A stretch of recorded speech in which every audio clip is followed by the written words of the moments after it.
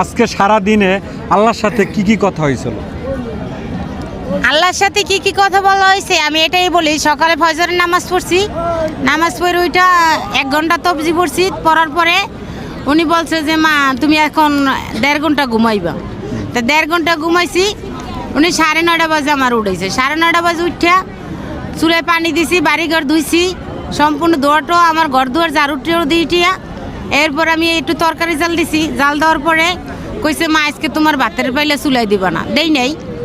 তারপরে আমার সামনের ঘরে একটা মহিলা আছে, ওই মহিলার বলছি যে আমার চাল নেই, আমার ভাত দে।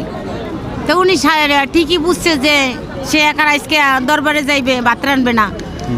উনি 1 প্লেট ভাত দিয়ে গেছে, 1 প্লেটের বেশি দিছে।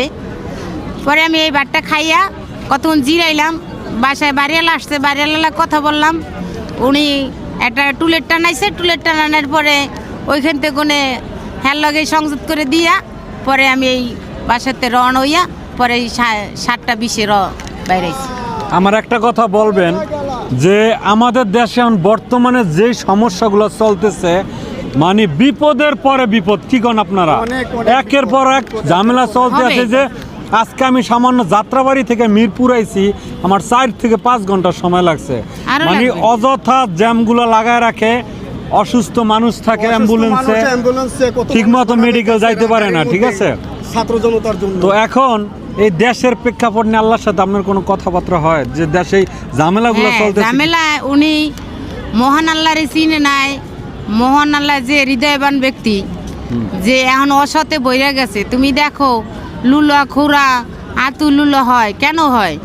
এই জন্য মা বোন ঘরের সবারই আছে, মা বাবা সবারই আছে।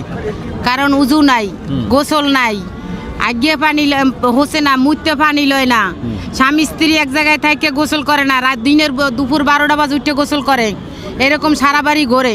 তাই এই আল্লাহরে চিনে নাই। আল্লাহ কি সৃষ্টি করছিল মানুষকে কি এভাবে অনাষ্টি করার জন্য? হ্যাঁ, অনাষ্টি করার জন্য। উনি পৃথিবী গড়ছে কে? আল্লাহ। যে আল্লাহ সৃষ্টি করছে ওই আল্লাহ।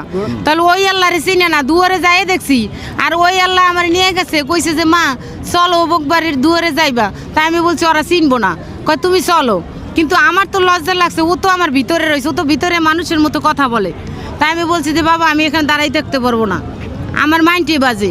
আর আমি তারাও এইটুকু বলছে যে আমরা আল্লাহরে চিনি। এখানে এই পাগলরাই কালকে বলছে যে কিসের আল্লাহ। আর আমি বলছি যে তোমার আল্লাহর নূর না হলে তুমি কেমনে আইছো? আর উনি বলছে কিসের আল্লাহর নূর? তাহলে উনি কি কেমনে আইলো? তুমি আমি আসছি কিভাবে? না, আমরা সৃষ্টিকর্তাকে